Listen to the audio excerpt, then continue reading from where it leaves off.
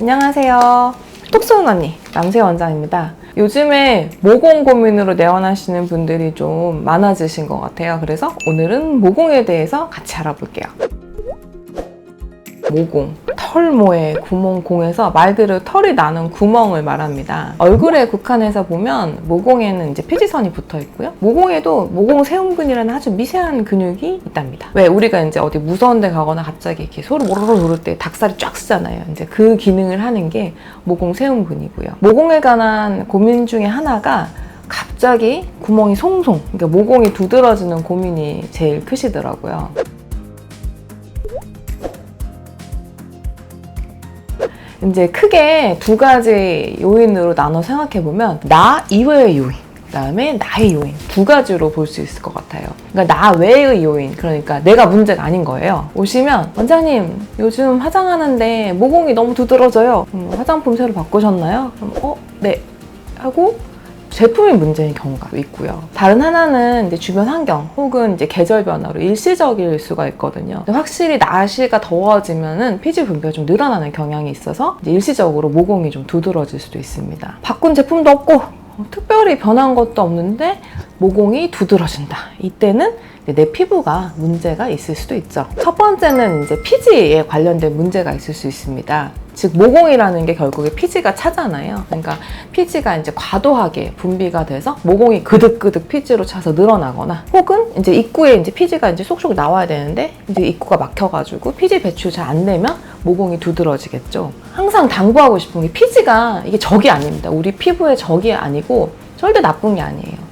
우리가 만약에 피지가 없으면 우리 피부가 막 적적적적 갈라지고 트고 난리도 아닐 거예요. 과도한 게 문제인 거라서 이제 안 아픈 거, 뭐 크게 이제 힘들지 않는 거를 권해드린다면 이제 피부 관리가 있을 거고 무작정 관리를 한다고 좋아지지 않지만 부분적으로 이제 관리 중에 피지선이랑 피지 분비를 좀 조절해보는 관리를 권해드릴 수가 있습니다. 그 플래티넘 PTT인데 원래는 이제 여드름 피부에 이제 피지선을 치료할 때 진행하는 관리인데 관리만으로도 치료가 되는 거거든요. 깨끗이 모공을 비워내고 거기에 이제 그 성분을 주입하는 건데 저희 병원에서 플래티넘이랑 골드 두 가지가 있는데 골드 같은 경우는 여드름 심하신 분들, 항염이 더 강해서 골드를 권해드리고 여드름이나 트러블이 없으실 때 피지 조절 원하실 때는 플래티넘 PTT를 권해드립니다. 효과는 이제 한 번 하시면 한 4주 정도는 뽀송한 느낌이 유지된다고 그렇게도 말씀을 하시고요. 그러니까 모공을 깨끗하게 비워내고 이제 그 입자를 밀어 넣어서 열을 이렇게 진동을 시켜서 피지선 일부는 적절히 조절을 하고 그다음에 그 열 자극으로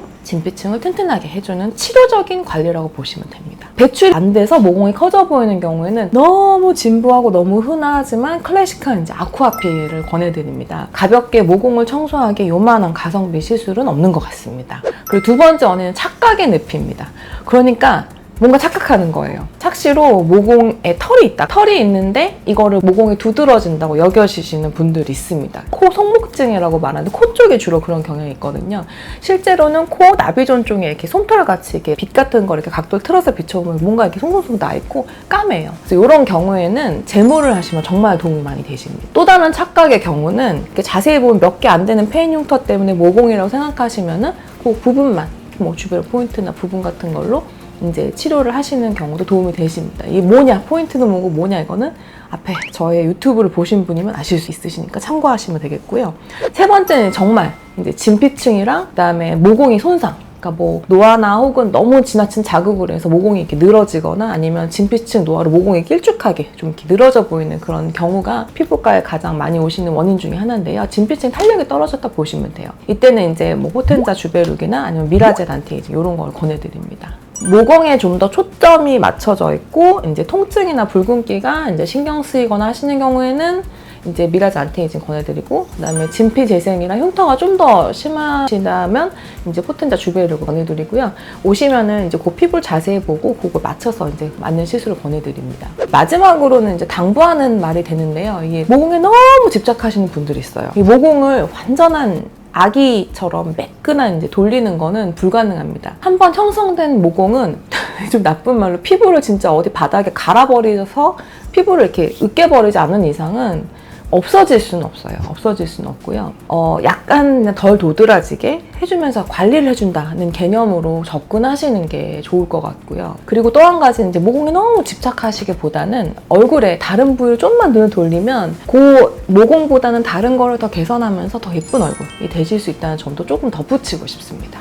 지금까지 모공에 대해서 알아봤는데요. 맞는 치료와 그 다음에 집착을 조금 버리시면 좋은 결과가 나타나실 수 있으시니까요. 그런 걸 좀 생각해 보시고요. 지금까지 연세 청아리는 똑똑선 언니 남수희 원장이었습니다. 감사합니다.